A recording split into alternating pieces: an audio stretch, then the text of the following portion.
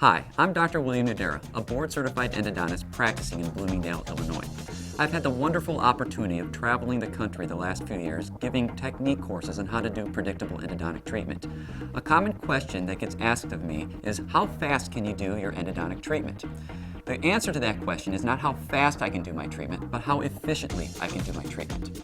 Some techniques were taught to me by an endodontist practicing in San Diego, California, named Dr. Gary Carr, that helped me improve my efficiency immensely, and I'd like to share some of those techniques with you today.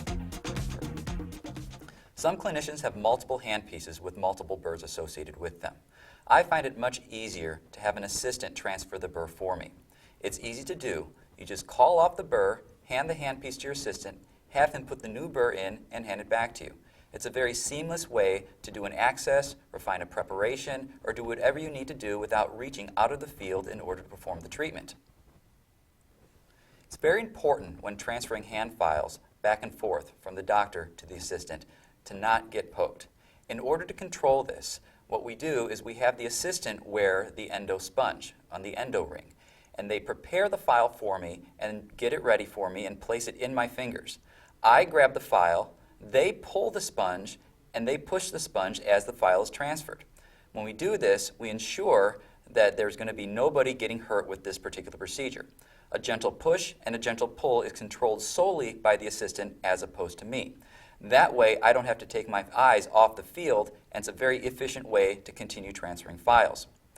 If your assistant is unfamiliar with what file that you're needing next, just call it off, and they'll have it ready for you in that next spot in the sponge. In the same fashion that hand files are transferred, rotary files are transferred. I am responsible for loading the files onto my handpiece because that's what I feel comfortable doing. But a gentle push and a gentle pull from the assistant is all it takes to transfer those files back and forth. A push and a pull. That way we ensure nobody gets poked, and it becomes a very safe and efficient way to transfer files. A very inexpensive way to increase your efficiency during root canal treatment is to get another mirror for your kit. Rather than continually wiping your mirror on the patient napkin and wasting time, have your assistant have a clean mirror handy all the time. When you need the new mirror, ask for the new mirror. Your assistant can easily take the old mirror that's dirty and replace it with the new clean mirror. That way it improves your visualization throughout the entire procedure without the necessary movements. Another way to be more efficient during your endodontic treatment is to have a couple of pairs of locking cotton forceps. It takes a lot of time for the clinician to fumble through packages of paper points to grab that paper point, then to transfer it to the tooth to dry the canals. If you have your assistant load that paper point on the extra locking cotton forceps, it can be easily transferred back and forth, saving you time and decreasing the patient's time in the chair.